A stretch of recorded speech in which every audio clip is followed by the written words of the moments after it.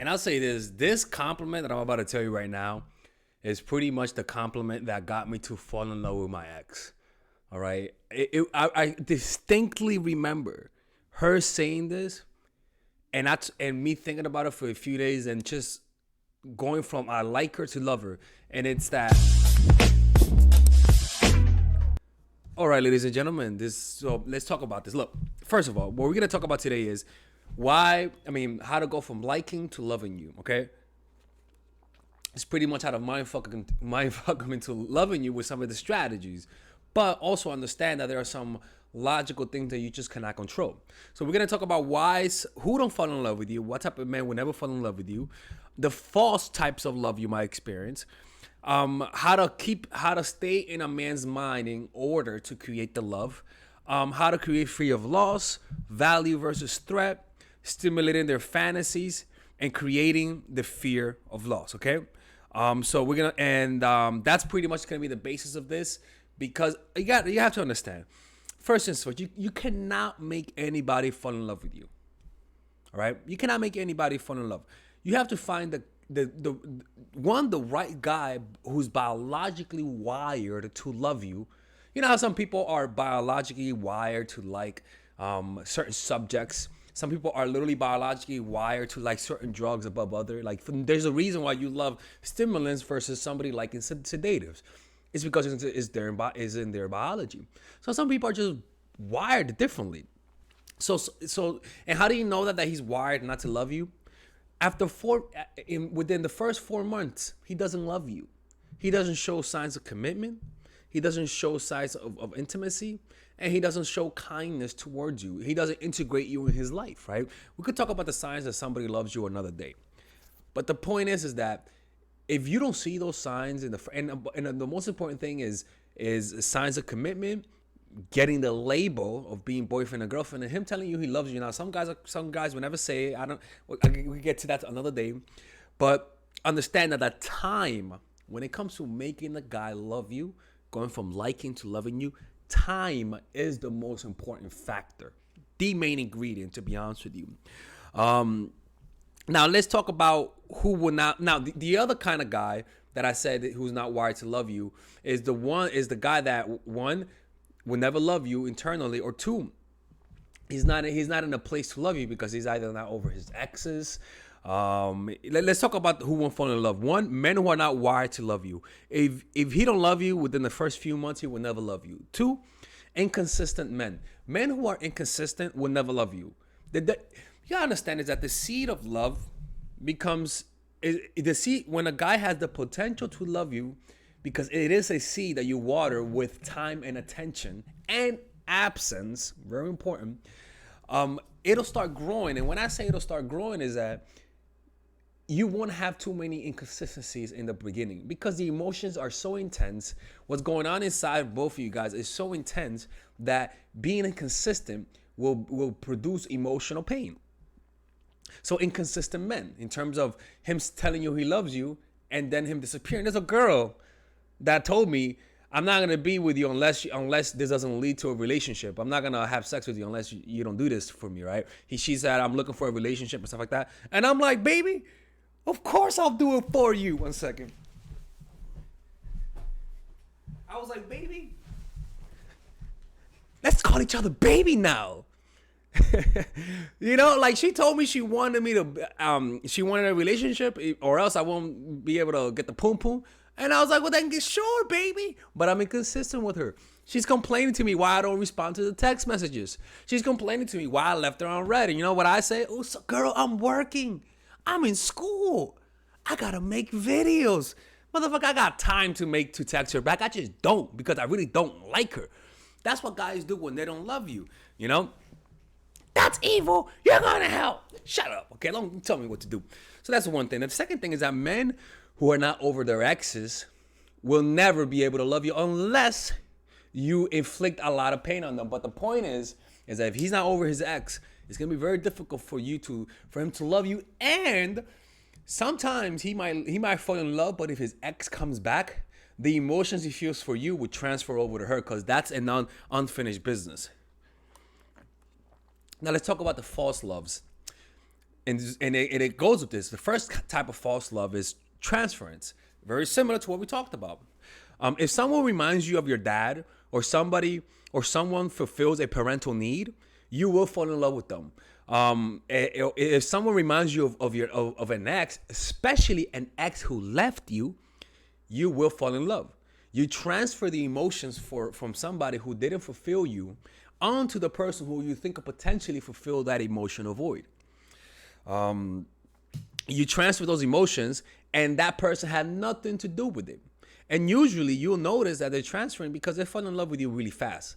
So fast love, people who fall in love with you quickly are not falling in love because of you. You're not that lovable. Nobody's that lovable. You would never find somebody who actually loves you fall in love with you within the first week or even the first date. It's rare, but I don't think so.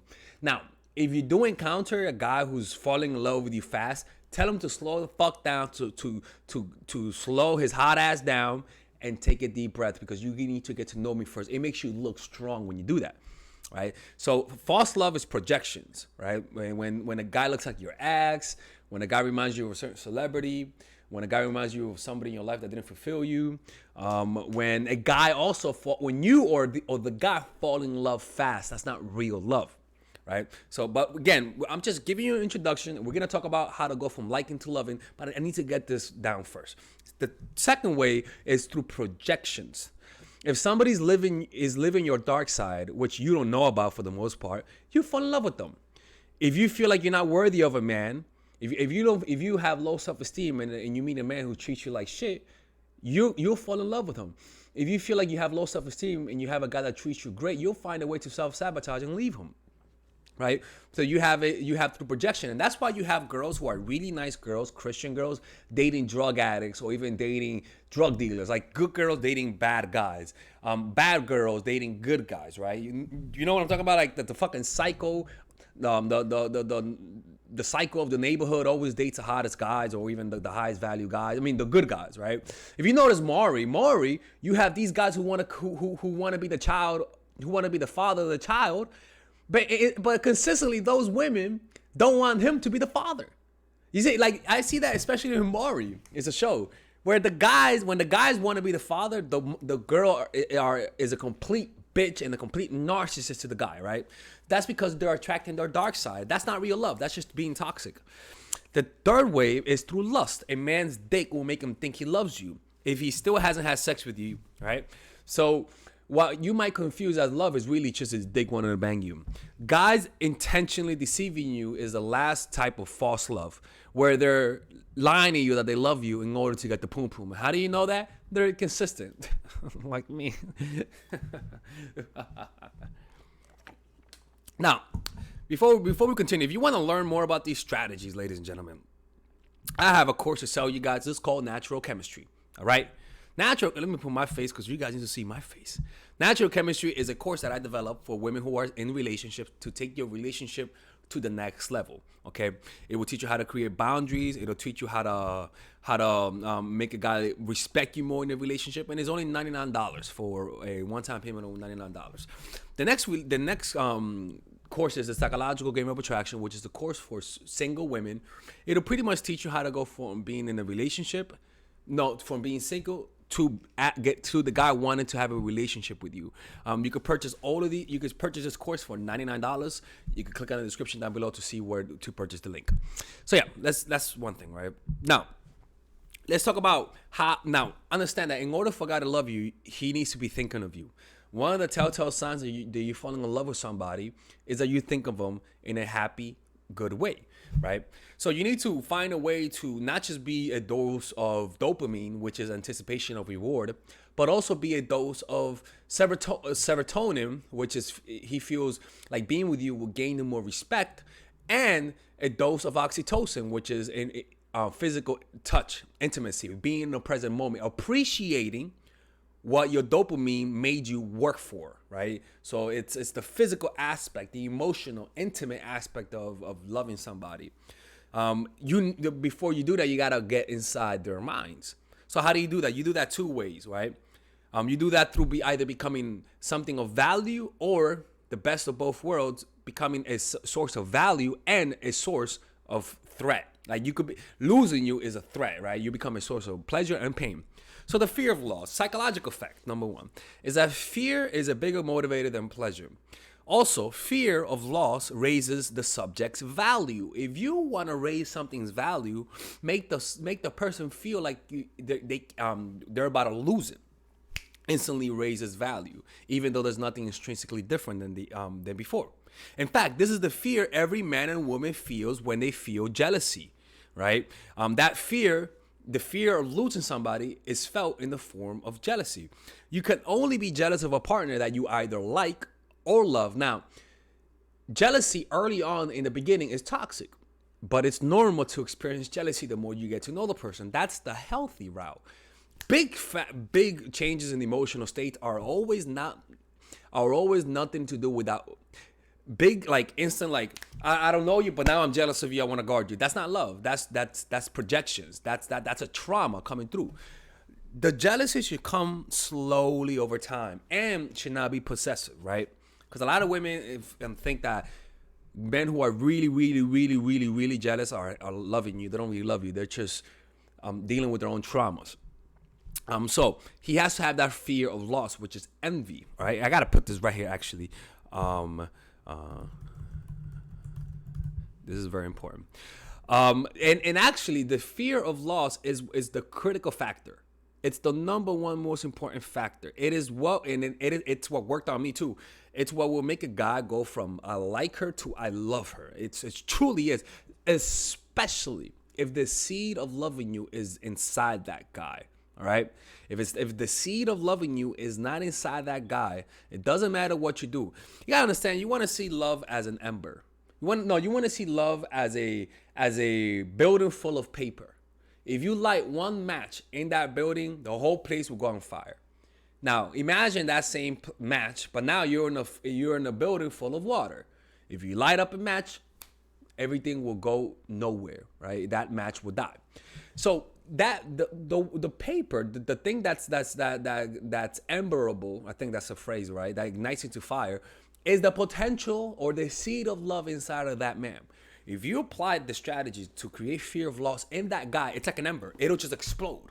But if you apply these strategies and it doesn't work, it's not that it didn't work. It's just that the seed of love is not inside of him, and this has nothing to do with you. Okay? So let's begin that. How do you become value versus threat? Most important thing is get people to focus on you. Get the guy to focus on you. You got to make sure that you are his number one thought, okay? And this is what naturally happens when people fall in love. You want to be relevant to him. You give a reaction to things that you either perceive as being value or threat. And that reaction is an emotional reaction, right? You will pay attention because what you want to do, you want to be able to engage with his emotions. You will pay attention to these things when you are threatened for threat. Sorry about that. I'm losing my train of thought. Both of these things have meaning to us. Threat and value have meaning to us and evoke emotions. But most importantly, threat has a bigger meaning for obvious reasons. If you see a bear with a fucking steak, just because he has a steak on doesn't mean you're gonna get close. That bear could eat you. So fuck the steak. I'd rather run away hungry and live another day, right? So threat is more important. So a guy would think of you more if you inflict a little bit of pain, just like we talked about in the last video. But most importantly, the most important one is to combine and become a source of threat and a source of value in the man's life. So how to make him imagine the value of being with you. And then I will talk about how to make him imagine the threat of losing you, because you need both things. The problem is a lot of women just focus on one. First of all, don't seem too perfect. Even if you're a high-achieving woman, let's just talk about this, right? Show some imperfections as a person. That's what humanizes you. If you are a woman who's very successful, you got to show some weakness. That's what's going to create the sympathy. So if you have a lot of money, act like you don't have a lot of money, or act like having too much money depresses you. You got to show some weakness. Don't be too perfect. You get what I'm trying to say? So if everything in your life is perfect, or you think you're coming across too perfect, have some imperfection. Spill a drink on yourself and say, oops, sorry, right? Some shit like that. Act like you're fall down, like when you're walking and you're looking too perfect, fall, right? And laugh about it, right? That kind of stuff elicits sympathy. And when you have lust combined with a lot of sympathy and a lot of care, you could potentially create love sometimes, not always. So how do you stimulate their fantasy for the future? Let's talk about this. I remember a woman said this one compliment to me, and I distinctly remember that it went from I like her to I love her, and it was this. She said, she looked at me while we were after having sex. She was like, me and you will have good looking kids. And then she changed the topic. She didn't say that from a place of I want to have kids with you, because she was actually acting cold prior to it. She was actually inconsistent with me, right? So she was creating the threat of me losing her. But when she told me that, it's almost like it mends the feeling of me losing her to making me feel cocky that she's never going to leave.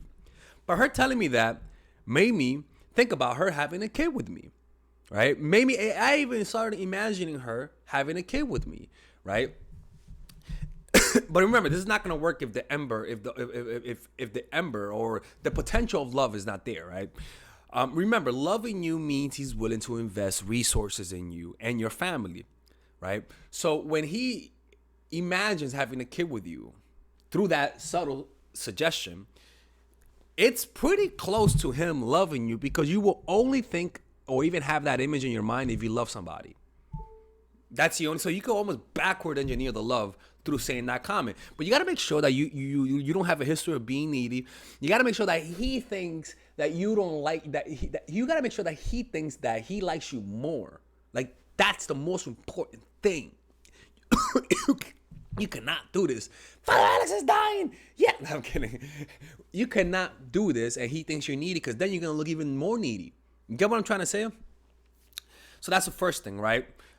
Stimulating the fantasy by talking about having a kid with them indirectly, not by compliment, not by saying, "Oh, we would have so many good kids together," but by saying, we're good looking, man. I imagine if we have kids, they'll be really good looking." And then you change the topic. Change the fucking topic. Do not talk about that consistently. Change the topic, because what's gonna happen is that he's gonna think about that later on.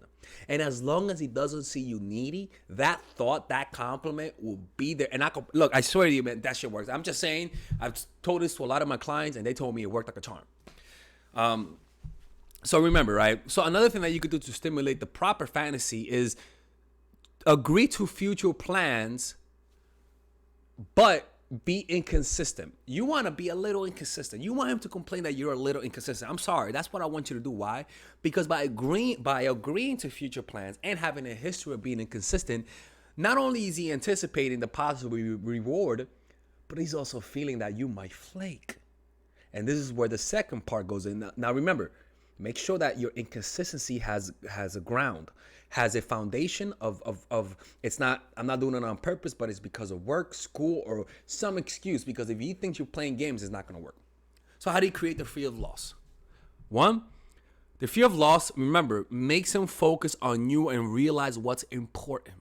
So if he actually has the potential to love you, the fear of loss is like a match in a sea full of paper. It'll just light up like crazy, right? And some of you ladies, the only thing you need to do is this: makes him focus on what's important. When you're not in that type of mindset, you focus on frivolous things. You don't focus on the real goal, which is you and him being together, right? So if you want him to focus on being with you, you have to make him fear that he could lose you. Because if he doesn't fear that he could lose you, he'll get lazy. He'll focus on other things other than you, right? So what you want to do is get him in a high emotional state when things are great, right? When things are perfect, when the peak is at its highest, when you guys are having the most fun, right? Talk about the potential end of the relationship. Talk about how you're considering moving to China for school and how you don't know whether or not you should do it.